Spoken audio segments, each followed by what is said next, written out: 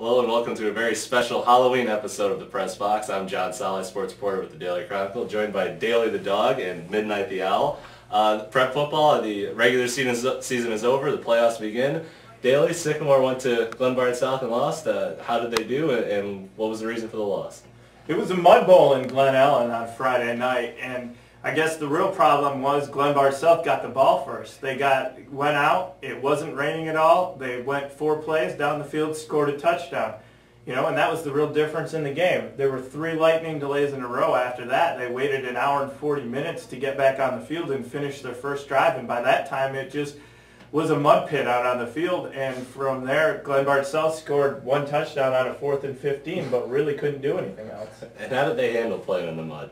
Well, I thought they handled it well. They really kind of enjoyed it. I mean, their uniforms were covered with mud. Their faces were covered, everything. When they would go to the sidelines, they'd have to wipe off their hands on the players' jerseys that weren't playing before. And, I mean, it was really an interesting game, and they ended up running the ball really well. They just had a problem when they got down to the 20-yard line actually putting it in the end zone. And with the loss, Sycamore misses out of the playoffs. Is there a reason or two that you can isolate as to why Sycamore just missed?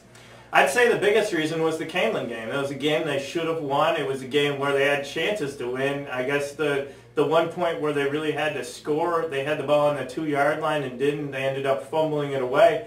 I guess that was the difference in the season. If you look at the schedule, Rochelle and Canelan were the 2 games they should have won or they could have won that they didn't, and both of those games are the reason that Rochelle and Canelan are in the playoffs and Sycamore isn't. Thanks a lot, Daly. Midnight, DeKalb, their season again ends on a sour note. Yes. Can you just talk a little bit about what happened for them? 44-8 loss to Rochelle, a game that I was saying was a game that DeKalb could easily win. This, not easily, but had a chance to win this game. Unfortunately, I think this typifies the whole season, a disappointment.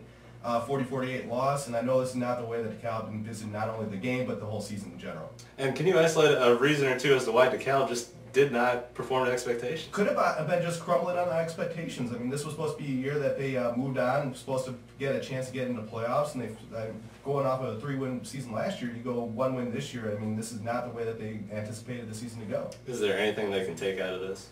Unfortunately, I don't think there is. I mean, you look at the whole season in general, I mean, there was a lot of expectations, a lot of winnable games, and it didn't happen.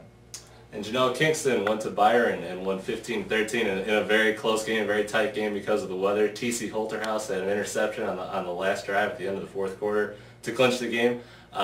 Robbie Thurlby and Garrett Johnson went over 100 yards rushing. It was a great performance from them. And now they go to the playoffs. They have a home game against Hampshire, and playing at home to start the playoffs obviously is a big plus. It's a huge deal, and they were wondering whether they were going to be in 3A or 4A this year. They ended up in 4A, and I think that ended up better for them in the first round because they ended up getting that home game.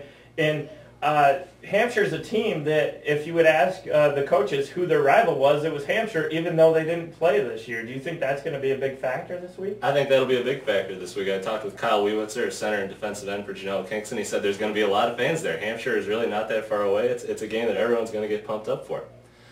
Well, that's it for our very special Halloween episode of the Press Box. As always, you can reach us at sports@daily-chronicle.com. And that's it. We'll see you next time. Trick or treat!